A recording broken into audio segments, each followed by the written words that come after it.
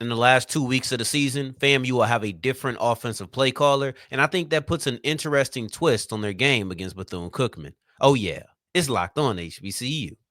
Play my music.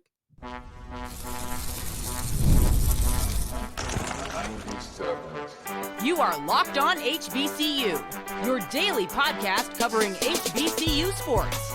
Part of the Locked On Podcast Network, your team every day.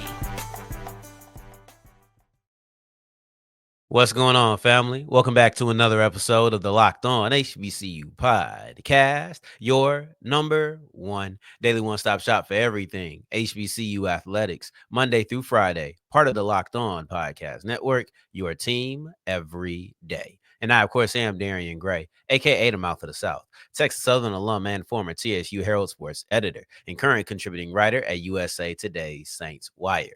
Thank you for going on this journey with me. Making Locked On HBCU your first listen of the day every day. And remember, just because the mic cuts off does not mean that the journey's over. Just means it's time to follow me on Twitter at South Exclusives. Starts with an S and ends with an S. Today's episode is brought to you by Game Time. Download the Game Time app, create an account, and use the code LOCKEDONCollege to get $20 off your first purchase. We'll wrap up today's episode with a look at the new celebration rule, the Celebration Bowl rule that is meant to keep fights from happening. I hate this rule.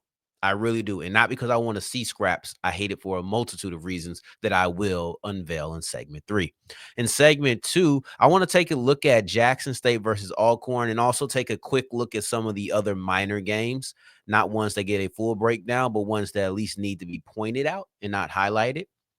And we kick it off with FAMU versus Bethune-Cookman. I know many people will probably look at the Florida Classic as a game that is a redemption opportunity for the Rattlers, a bounce back game, a time to get right. Like, I wouldn't say get right because it's still a rivalry, but the bounce back, the redemption. And I don't really look at it that way because of the rivalry. Like, the rivalry takes all of the other things that happened the week prior and it puts them in the back of my mind. It's no longer something that really sits with me. FAMU lost to Bethune-Cookman. It is what it is, right?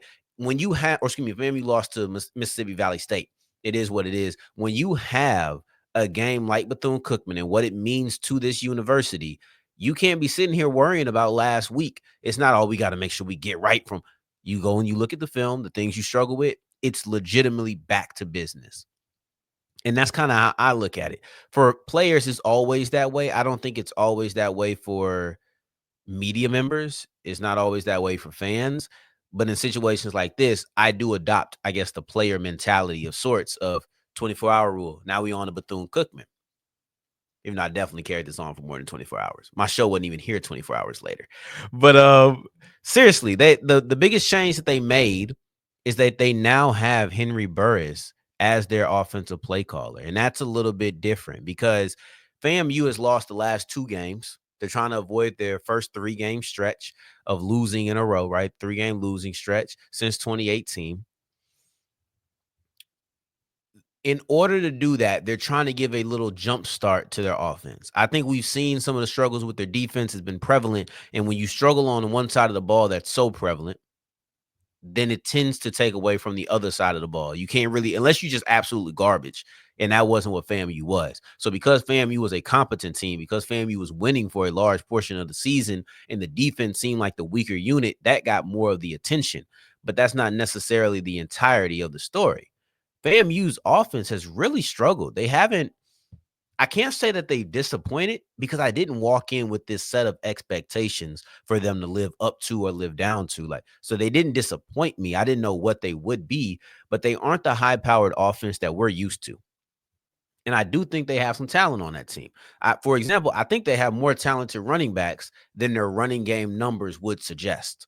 I genuinely believe that. I think that at least Dean and Somerset, right? Those are guys who immediately catch my eye. I think have a little bit of talent, guys. I think that I think they should be better. I genuinely do. By the way, FAMU fans, leave Mississippi Valley State alone in my comments. I tried to show Valley a little bit of love and talk about how this was a win that probably made them real happy, lifted their morale. And FAMU came in. Nah, I just mean FAMU suck. The FAMU coaches ain't doing. Let them have their moment, FAMU. Come on now. But seriously, in this FAMU versus Bethune-Cookman game, changing from Joe Henry or Joe Henry. Oh, I keep making that mistake. Joseph Henry. Um, changing from Joseph Henry to now Henry Burris, it adds a different dynamic because it makes it more difficult to plan for. The offense has hit 30 points one time, and that was against my boys. It was against Texas Southern at FAMU's homecoming. They hung 50 on them, and that was great. That was a phenomenal performance. But then you look at it, and without looking at the schedule, you could probably combine the last two games before it or the last two games after it, and it didn't combine up to 52 points. That offense has not been kicking the way that we're used to. Now getting new blood into it, I think that it makes it more difficult because you don't know how he's going to call plays. You know the players, right? Like Cobb, you know Dean, you know Franklin, you know Gassett, you know D Rich, you know these players, but at the same time, you can go based off what their strengths are and how you want to play them. But when they line up in trips left, he don't have them same tendencies as Hendry did. He doesn't have those same tendencies when he lines up in doubles, right? Like that's not the same situation. So when you're looking at how he's going to call the game, you got to learn that on the fly. You can't walk into this game knowing this is the tendency on third and short. This is the tendency on second and long. No, these are things you have to learn. He already knows what he's going to do. So it's almost like the rookie quarterback or even the backup who comes in and it's like, oh, we don't know what we're getting with this guy. And now all of a sudden he's tearing everybody up. Then we got to get film on him. Well, there's only two games. There's only two games, only two options to get film. So to me, adding Henry Burris, it allows you. I just realized Henry Burris, and his name is Joseph Henry. The Henrys. That's funny. I'm such a dork. Let me move on. Adding Henry Burris gives you an unpredictability for at least this game against Bethune-Cookman. And when your season is already pretty much finished, games like this are bragging rights. Game like this are the only thing that matter. So yeah, if having unpredictability at my play caller gives me an edge of sorts over Bethune-Cookman, we're definitely going to take that. We are 100% going to take it. And he was the quarterback's coach. So now I think that his working so closely with Daniel Richardson, there should be a very detailed plan of what exactly Richardson likes. And that should be done. I'm going to flip it over to Joseph Henry for a second. Joseph Henry. I'm such a wrestler. I believe in Joe Henry. But this is a tough blow for Henry, man. This is. And let's get serious real quick. Let's get serious. This is a tough blow for a guy who has aspirations of climbing that ladder, has aspirations of being a head coach. That OC to head coaching pipeline, I feel like is a little different in the HBCU world, but it still exists. It does. And whether he had to go be an offensive coordinator somewhere and then go be a positional coach somewhere else, I don't know. But now it doesn't seem like he's going to have that option. Willie Simmons was there. He wasn't getting no credit for that. I don't know exactly what he did. He probably did first 15 plays type stuff, pre-game planning, right? Like that's probably what he was doing. But when it came to calling, when the bullets were flying, he wasn't doing that and he wasn't getting credit for the offense. This was your chance to get credit. And when it didn't happen and you lose your duties in the middle of your first season as offensive coordinator who's calling the plays, I think that reflects poorly on him. He'll have time to climb. He's still, you know what I'm saying? He can still climb the ladder, but it definitely is a setback, not him progressing in the way that he wanted to. He's probably going to have a double demotion. He could have went somewhere, maybe a group of 5 school and was a positional coach, or maybe he was able to be an offensive coordinator somewhere. I don't know. But now instead of going to be a positional coach and get a promotion and demotion at the same time, promotion in location, demotion in position, he's going to get a double demotion. Or he'll stay on the same level as far as location, but I don't think he's going to be in Tallahassee next year. I just don't think that's going to happen. His head coaching aspirations have slowed down, but luckily for him, he still got time, still got a lot of time. But this is just a slowdown. This is just a valley right now. But let's push forward, excuse me, and look at Jackson State versus Alcorn, because this is going to be an interesting one. To me, JSU is the clear better team. I don't think that's spicy to say. Jackson State is the clear better team. But Alcorn does possess the one thing that could even the scales if we're talking about who's better. Let's explore that as we continue with Locked On HBCU. Today's episode is brought to you by FanDuel, and FanDuel is the official sports book of the Locked On Podcast Network. Today we have NFL action, Thursday Night Football. Who's playing? I can't even remember, man. But we have Thursday Night Football coming on today. You can make some money there. You can make some money there. If you want to wait until Saturday, make some money there. You want to wait until Sunday, or maybe you just like Friday Night Football. You have everything at your disposal. So with that being the case, you go ahead and go to FanDuel.com. And if you're new to FanDuel, you get $150 back in bonus bets if you put down your first $5 bet and it wins. All you have to do is know a little something about what you're talking about, or maybe even be a benefactor of beginner's luck.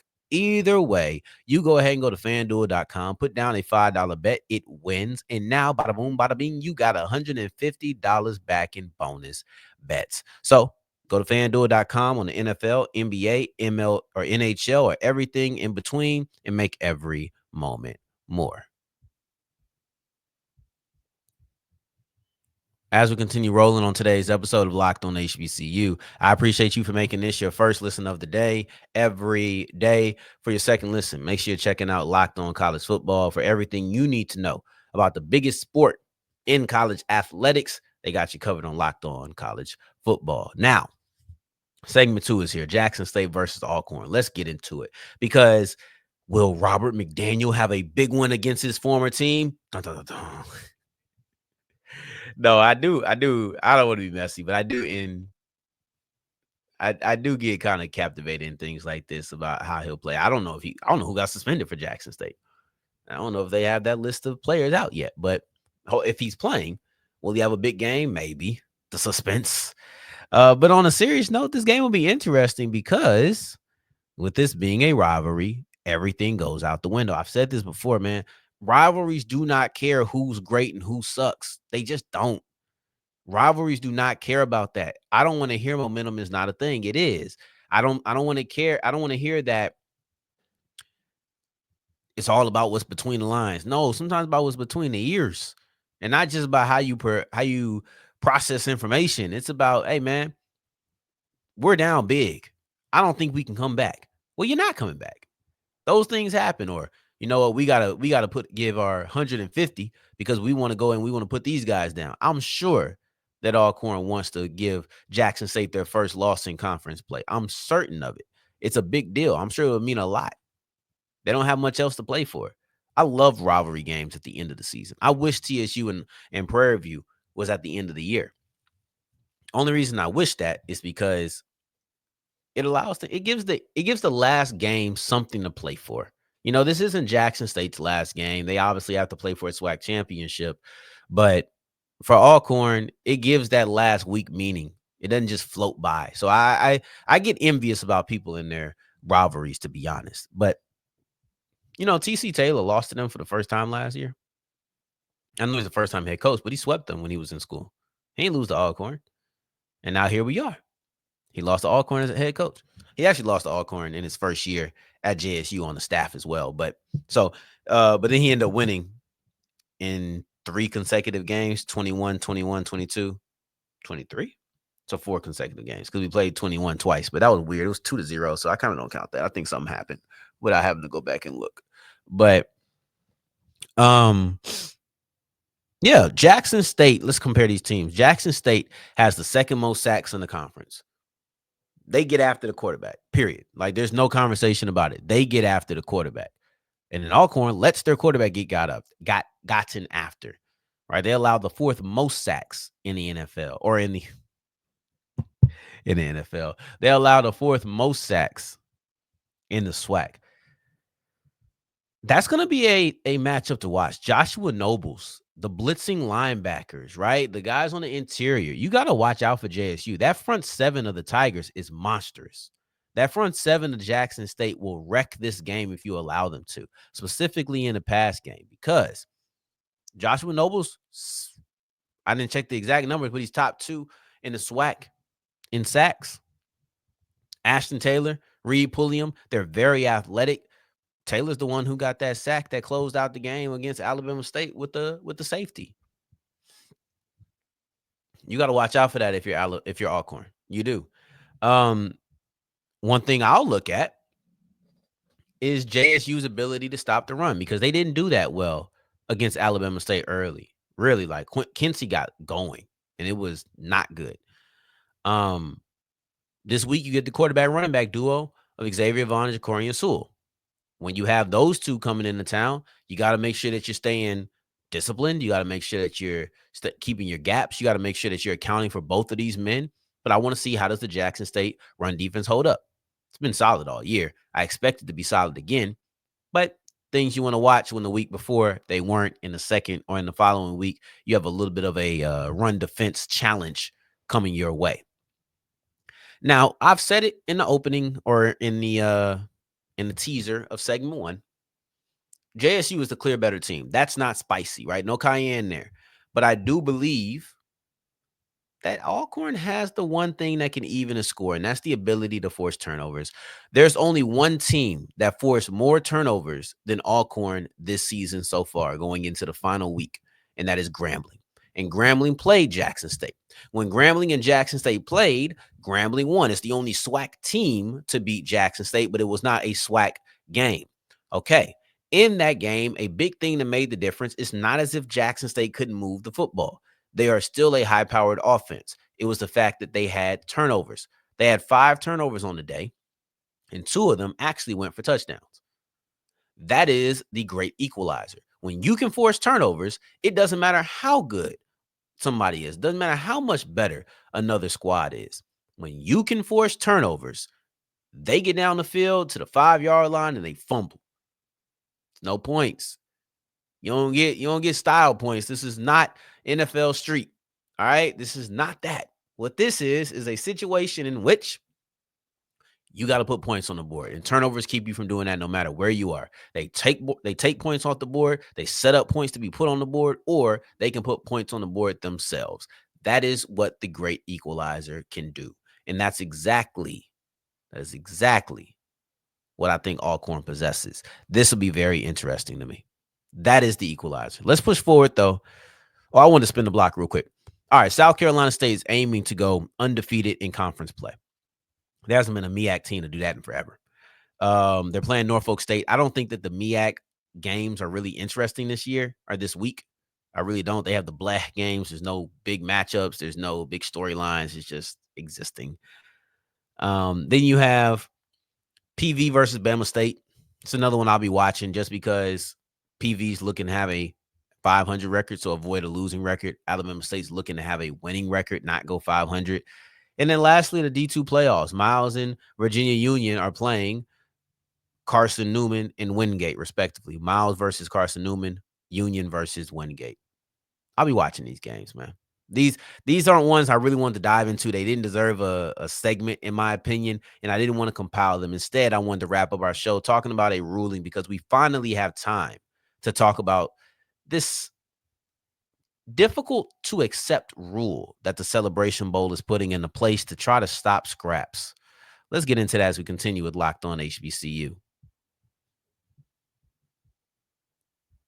Today's episode is brought to you by Game Time, and Game Time is the only place to get all of your tickets. It doesn't matter if you're talking about athletic events.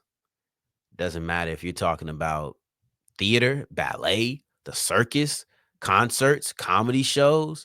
Doesn't matter if you're just talking about a local event, period. Game Time, right? Do I have my phone on me? I don't. But next time we talk about Game Time, I'll try to make sure I have my cellular on me so that we can discuss about what it is that Game Time provides in this local area. Because it doesn't matter if you're at home, doesn't matter if you're on the road, you can catch it anywhere. You don't have to live in a place, you just have to be present. So when it comes to Game Time, You get all in prices. You get to see where you're sitting. You get the best prices, period, right? All of those things are important to me. I've said it before. I hate these stupid hidden fees that you do. I feel like you're deceiving me. There is no deceit when it comes to game time. All it is you going to get the best prices with the best seats and also at the best times, anytime, an hour after tip off. Sounds like the best time to me. So you go ahead and go to Game Time, download the app, create an account, and use the code Locked On College. You get $20 off your first purchase. As we're wrapping up today's episode of Locked On HBCU, I appreciate you for making this your first listen of the day every day, making it all the way to segment 3, and I thank you 2 times for that. Thank you. Thank you. Now, listen, there's been some fights, and with rivalries can come fights. You notice the 2 games that I highlighted were rivalries. Over everything else, I didn't love this week of action. I really didn't. But that's what happens when you get late into the season and everything's kind of transpired. Nobody's playing for anything. Like literally, there's not a single person outside of Tennessee State, and that'll be our game of the week on the FCS level that's playing for anything other than bragging rights this week. That's it. So it was a pretty easy decision on what's going to be our game of the week. But with rivalries can come fights. That's not going to be a problem because the Celebration Bowl, and I think the conferences may adapt this too or adopt this as well. They're not going to have the players go on the field after the game. I don't like it. I understand why they're doing it. I hate that it exists. I hate the reason that it exists, and I hate that the reason even exists, right? I know the last 2 kind of go together, but it sounds fly to say all together. Um, what I mean by that is I hate that we have to create this rule, and I actually don't think it's necessary. So I hate that they did it. I don't think it's necessary. The reason is the fights. I hate that they are happening, and I hate that what was I gonna say? I hate the reason. I hate that it was made. I don't like the reason that it was made, and I hate the reason. Yeah, those are really the same thing. I hate that the fights exist. I'm not gonna try to be all clever with it and whatnot. The reason this was made is because we had some scraps this weekend. North Carolina Central versus Howard ended in a scrap. That's also a rivalry. Alabama State versus Jackson State ended with a scrap. It's also a rivalry. Virginia State versus Virginia Union. I didn't see that one, but I read about it just earlier today. Ended with a scrap. That's a rivalry. I think that the rivalry component matters. Maybe we should avoid coming onto the field after rivalry games. Maybe that's what we should instill. But to just strip away coming on the field, period, I completely disagree, especially at the Celebration Bowl. This is what you have to understand. Everybody don't hate everybody. Some people actually love folks on that other side, whether that's family, whether that's friends, whether that's people you know forever. Maybe it's just respect. Maybe it's just, hey, that boy Elijah Williams was a dog. Maybe I want to walk over and say, hey, Caden, hi, you get busy. Maybe I want to say that, but I'm not allowed to now. The thing that disappoints me is that you didn't feel the ability to take it out during the game. You couldn't take it out during the game. Football is a physical sport. I'm not asking you to go in there and take a cheap shot or anything, but if you want to go get some retaliation in a game of football, you can do it during the 60 minutes. Like, let's just be honest about it. When I played, if something happened like that, I was going to try to catch them during the game. I had never been so upset that if I didn't catch them during the game, I wanted to catch them on the 50-yard line when we walking. That's never happened to me. Maybe I just haven't been upset enough. But at the same time, you try to catch them during the game. And I'm not even saying start a fight, even though I would prefer you to fight during the game just because of, more heat of the moment. It feels less calculated. Don't do it at all. But, if I had to pick my poison, but I get it. You don't want to cost your team and all the other good stuff. This one's a little bit frustrating, though, just this conversation in general. I did laugh. Let's add a little bit of humor to it. When Howard and Central got into their fight, I seen some swag folks say, y'all be trying to talk about us. Less than 24 hours later, Bama State, Jackson State throwing down. Gotta love it. To me, I don't think it's the right call, especially in the Celebration Bowl. Now, next time the Alabama State and Jackson State play, maybe we say nobody comes on the field but the coaches.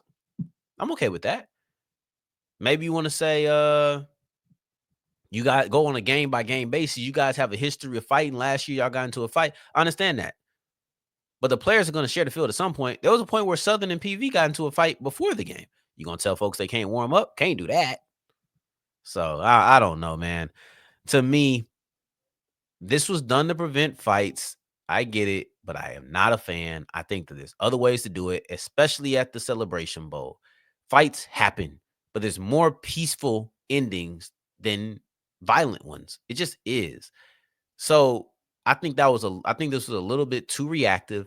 And if something happens at the Celebration Bowl, that is poor leadership. I'm not saying all these fights are poor leadership. That's poor leadership moments, yes. Right? You lacked control in the moment, yes, 100%. But I think that if your team fights at the Celebration Bowl, you are arguably an immediate poor leader. Certain places, it just don't make sense. Certain places are just inexcusable. Certain places don't even get a little bit of the benefit of the doubt. The Celebration Bowl is one of them, to me. I don't think that this was something you need to worry about. I hate this, actually. I really do. But it is what it is. This is a rule. Teams will not be able to meet in the middle of the field after the game. No love. Better shoot a text on Instagram or something. Say, hey, 15, love your game, boy. In the meantime, in between time, we'll be back tomorrow. We'll be looking at Tennessee State versus Southeast Missouri, the top team in the Big South OVC. Can the Tigers pull off the upset and punch their ticket into the FCS playoffs? We'll see, and I'll break it down on tomorrow's episode. In the meantime, between time, until the next time that we hear each other, family, take care, stay blessed. Peace.